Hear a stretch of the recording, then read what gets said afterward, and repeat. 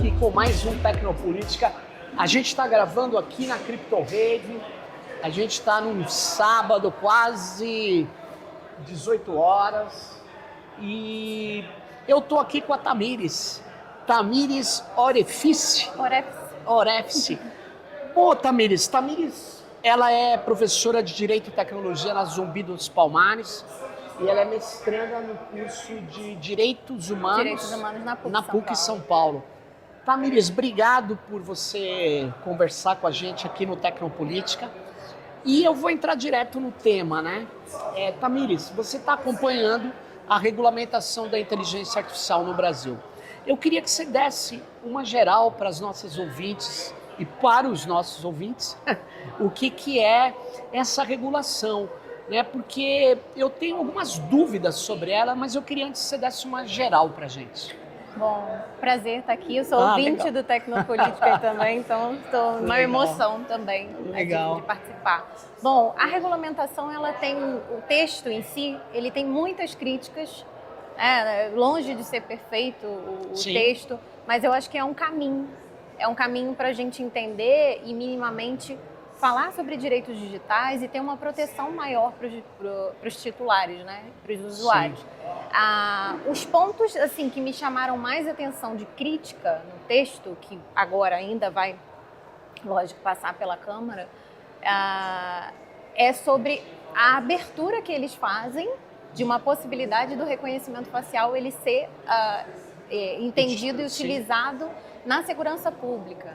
Quer dizer, eu acho que isso vai abranger ainda mais. A gente sabe que o sistema e as tecnologias não são neutras, a gente sabe e tem estudos e dados, né? Contra dados não há argumentos, que para as pessoas negras ela tem uma maior dificuldade de assimilação, né? Sim. Do reconhecimento facial. Então eu vejo que esse é um ponto muito crítico para a gente trabalhar em cima, sabe? Ou seja, eles vão regulamentar, provavelmente, né? Porque já passou, se eu não me engano, pela Câmara, né? O projeto de lei foi para o Senado. Sim. Mas o movimento tem um movimento forte, né? Contra o uso da inteligência artificial para reconhecimento facial. Sim. Não está dando certo, na verdade. Então, Ainda não, Sérgio. Infelizmente, a gente tem uma articulação forte com o movimento Tire Meu Rosto de Sua Mira, né, que é pela coalizão Direitos na Rede.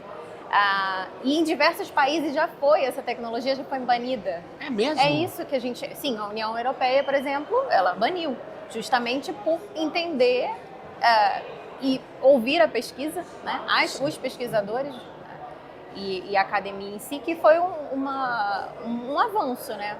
Claro. A gente pode pegar esse modelo e entender. Na verdade, a influência toda aqui é norte-americana, né? Mas, sim. E tem muitos equipamentos também. Mas lá só te cortando, desculpa. Claro. Mas lá fora também tem alguns movimentos de contra-espionagem, principalmente depois do livro até que você citou mais cedo, do Capitalismo de Vigilância, da Shoshana. Então, tem também alguns movimentos articulando essa questão do banimento.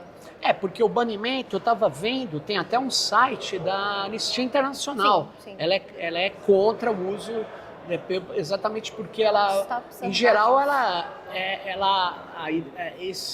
essa detecção de rostos, né, de faces, ela é feita para além do erro. O problema é quando ela funciona, né? Exato. Porque ela exclui populações, ela vigia exageradamente. A gente andaria nas ruas da cidade sendo mapeado. Mês passado teve um caso assim que se tornou midiático, né? Salvo engano, até passou no Fantástico, de um rapaz que ele foi retirado do estágio justamente porque a câmera identificou que ele era um possível foragido. E essa discussão, assim, está ainda muito calorosa porque algumas pessoas entendem que a polícia agiu corretamente ao retirá-lo. Não teve violência física. Tá. Quando você fala de violência, são várias camadas, né, Sérgio? Claro. Tem a violência psicológica também que a gente precisa considerar. Esse rapaz estava em família, né? E com a filha dele menor de idade, então assim, São várias questões aí, vários atravessamentos. Né? Nossa. E na verdade também tem o erro, né? O erro é grave, porque são sistemas probabilísticos, né? Sim. As pessoas acham que é inteligente. Na verdade não é, nós estamos lidando com um sistema de leitura de faces automatizados que tem uma velocidade incrível, né? Sim. Consegue identificar os rostos que foram metrificados e ele fala, olha, esse rosto é 70% de chance de ser o Sérgio Amadeu. Sim. Aí o Sérgio Amadeu é procurado, a polícia talvez tenha uma detecção de 70%, 80%. Não é precisa, viu? Não. Eu te digo porque eu acompanhei isso. É preciso? Não é preciso. Não é? Não é. Não é? Não é. Eu acho que não é O caso mesmo. que eu acompanhei particularmente tinha 59% de... Ah, você tá brincando. Isso, Aí já verdade. é quase, ou não é, porque é quase metade. Não é. Se tratava de um homem na filmagem totalmente borrada, estava de noite. Também a gente tem que considerar a qualidade da foto, da captura que foi feita, enfim. E o sistema deles classificaram como uma mulher. Ah, que loucura. Mas você veja, mas vamos supor, ele me identifica como um criminoso, eu moro lá em Perdizes, né? Sim. Aí, no Brasil, eu sou considerado um cara branco. Aí, ele vai olha a idade, vê Perdizes, é o bairro, ele já vai vir com a abordagem mais leve. Sim. Na verdade, não é leve, é uma abordagem talvez correta. Sim. Talvez protocolar. Mas protocolo. lá no Jardim Ângela ou em Guaianazes, ele vai vir chutando a mão, como dizem lá. Então, é um absurdo, né? O uso desse... E é um sistema que não garante absolutamente nada, porque as pessoas vão conseguir driblá-lo na hora que, se de fato ele for implantado. Tem até a cidade de Santo André lá... Eles, não sei se você sabe, eles têm um sistema de câmeras. Sim, a Smart City, né? Essa visão de cidade inteligente. Guardião. Agora, o fato é o seguinte, as estatísticas não comprovam o sucesso dessa tecnologia. Então, exato. Na verdade... Quer dizer, segurança para quem? De quem a gente está falando realmente? Nem sei. Né? Agora, é polêmico uma coisa, eu não sei, até vou mudar um pouco de assunto, mas para pegar uma opinião. E aquela câmera que os policiais usam no uniforme, você acha aquilo problemático também? Olha, tem alguns pontos assim que a gente precisa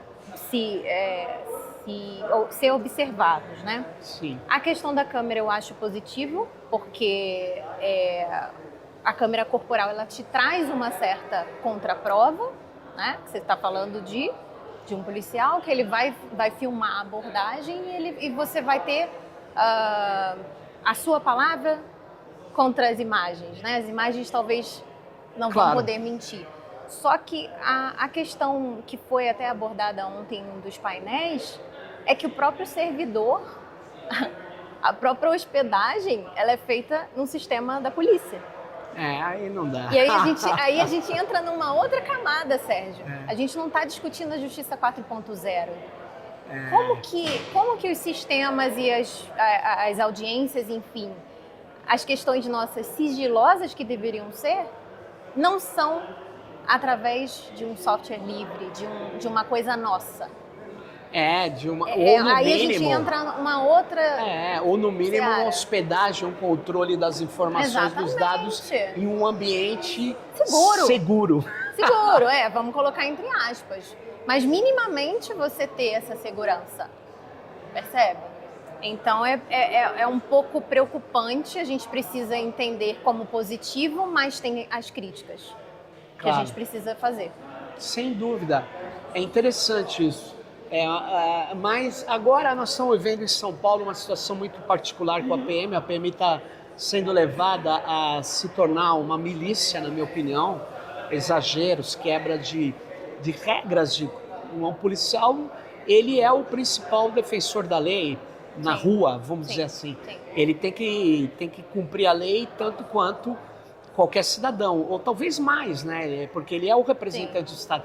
Mas é gozado que esse pessoal acha que o policial tem que ele está acima da lei. É muito curiosa essa ideia, né? É. A polícia está acima da lei para cumprir a lei. Eu falei, não está acima, ela está... Na verdade, a história das polícias é algo bem complicado. Mas voltando para a nossa IA, você sabe uma coisa, Tamiris, que me chama muita atenção? Eu estava lendo, uma das versões do projeto de lei de regulação de inteligência artificial no Brasil, e eu fiz uma experiência. Eu tiro que ele é do Brasil e falo que ele é da Noruega, dá na mesma. Ele não trata de questões concretas do Brasil, como se a inteligência artificial fosse uma tecnologia neutra, ahistórica, ageográfica, atemporal, e que ela está em qualquer lugar. Vou dar um exemplo. O que aqui na CryptoWave, nós vimos vários debates que eu achei muito legal sobre ou soberania de dados ou colonialismo digital. Por exemplo, será que uma regulação da inteligência artificial no Brasil não tem que prestar atenção na localização dos dados? Será que a gente não tem que prestar atenção ou tratar de não permitir que alguns dados saiam do país e que alguns dados não possam ser tratados por empresas que não tenham determinados protocolos de risco e segurança no nosso país? Então, eu não vejo isso nessa lei. É curioso porque, assim, é também tema de pesquisa e agora eu estou escrevendo um artigo justamente sobre governança de dados e questionando justamente essa questão da soberania digital. Eu acho que primeiro a gente tem que fazer um trabalho de base, discutir o mínimo. A gente não está discutindo a questão da conectividade assertiva. A conectividade chega para todos? Como que ela chega? Né? Uma educação de base, uma educação midiática. A gente não tem já minimamente uma educação no analógico. Como que a gente transforma isso também para a questão da tecnologia? E aí você falava do viés dos databases, né?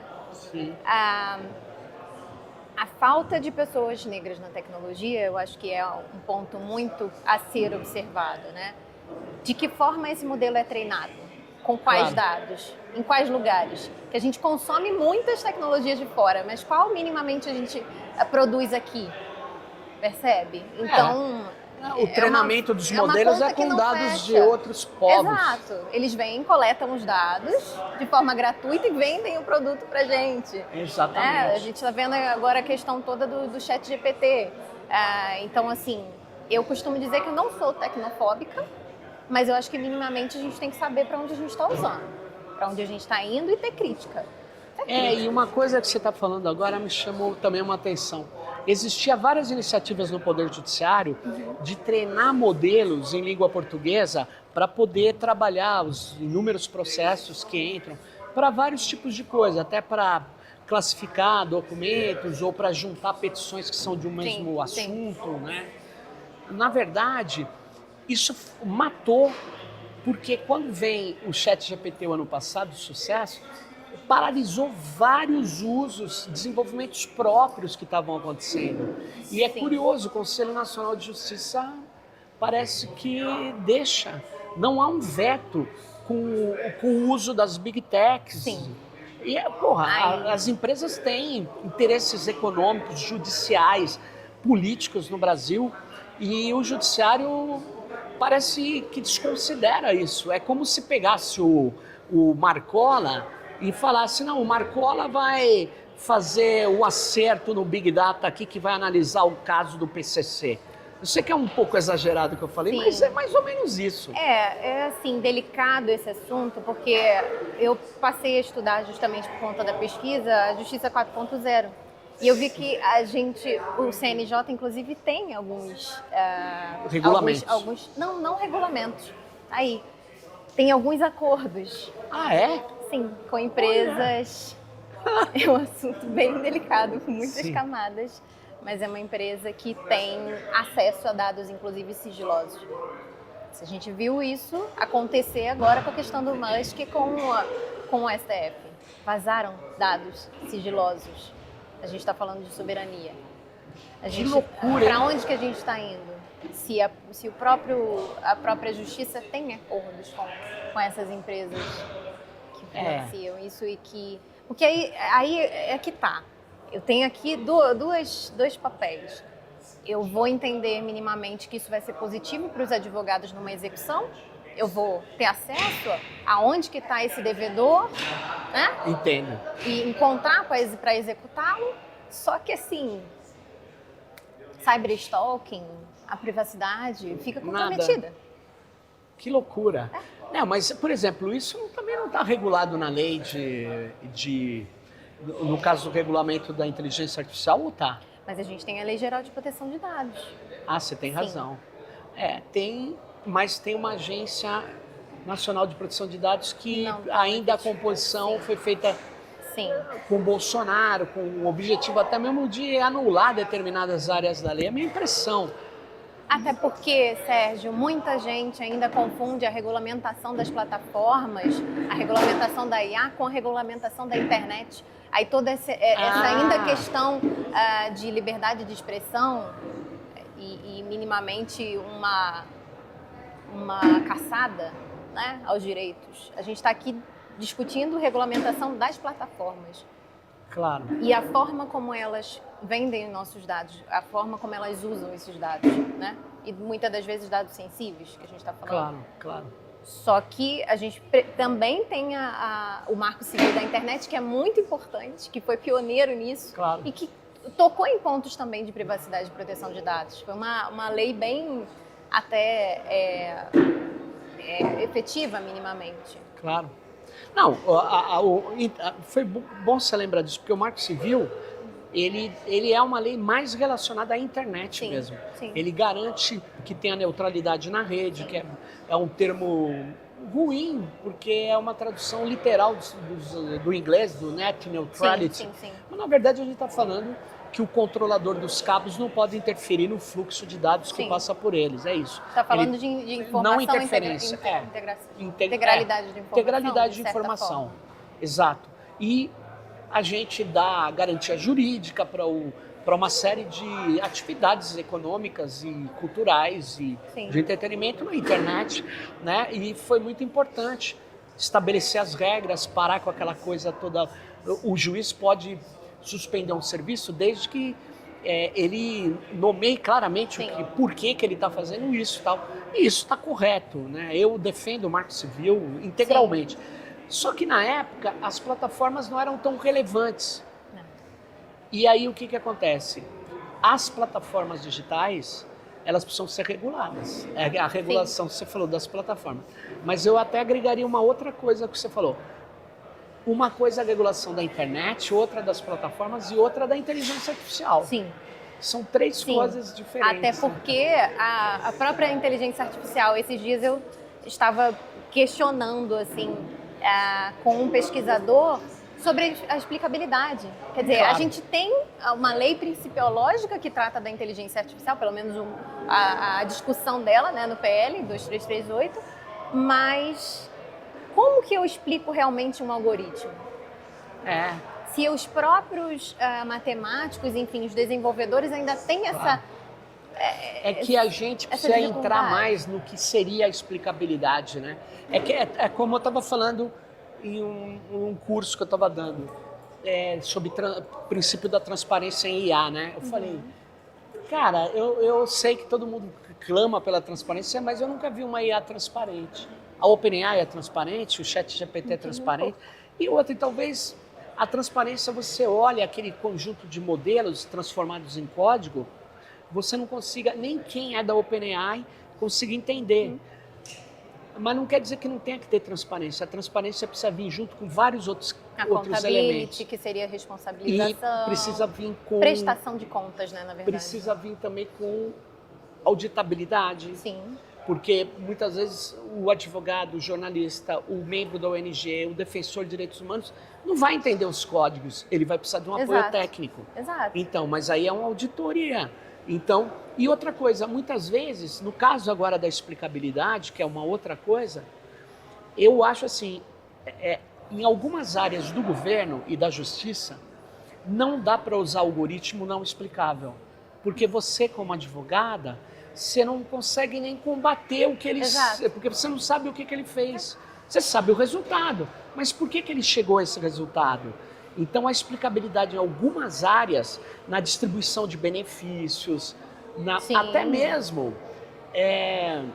em áreas onde eu vou retirar benefícios. Na própria legislação, eles vêm trazendo algumas definições e pautadas na explicabilidade não só, mas nas decisões serem em sua última análise, por humanos. Perfeito, tem que ser feita por humanos. Aí a gente tem que ser crítico. Será que vai ser mesmo? A gente está falando de uma automatização. Por exemplo, no STJ, salvo engano, é o Victor, que separa e classifica. Quer dizer, não vai ter algum bug na máquina? A quem eu posso responsabilizar depois, eventualmente? Aqui, a gente precisa minimamente entender caso a caso para a gente aplicar da melhor forma. Né? É verdade, é preciso ter exatamente uma noção do que aonde a gente está olhando, o que a gente quer. Não, mas legal. E você acha que essa regulação, ela vai ter uma fase de participação para além daquilo que foi feito no Senado com alguns especialistas? Vai abrir para o movimento social? O que você acha? Creio que sim. E precisa. E precisa, porque a sociedade civil hoje não participa. Tem uma frase que a guerra é muito importante para ser decidida pelos generais, né? Sim. Então, eu digo que a inteligência artificial é muito mais importante do que os senadores ou deputados decidirem somente no campo do direito, né? Porque tem um campo hoje, das Sérgio, visões do movimento. Eu falo muito em sala de aula. Hoje a gente não pode mais se permitir ficar numa bolha só. Você imagina, eu até trago isso muito nas minhas apresentações, que o direito tecnológico, né, direito digital, ele não é uma ferramenta nova, uma área nova do direito. Não, o direito é sociológico. O direito ele acompanha a movimentação da sociedade em si. E hoje tudo está no digital. Sem dúvida. Então, minimamente, eu preciso entender pelo menos, ferramentas, algumas nomenclaturas para entender. E eu trago isso também para o pessoal da tecnologia, que precisa entender minimamente da legislação. Muito legal. Tamiris, obrigado por você ter falado com a gente aqui, essa pitadinha. Nós vamos ter que voltar a conversar várias vezes. Sim. E eu quero dizer que foi um prazer estar aqui e fique ligado no próximo Tecnopolítica. Bye.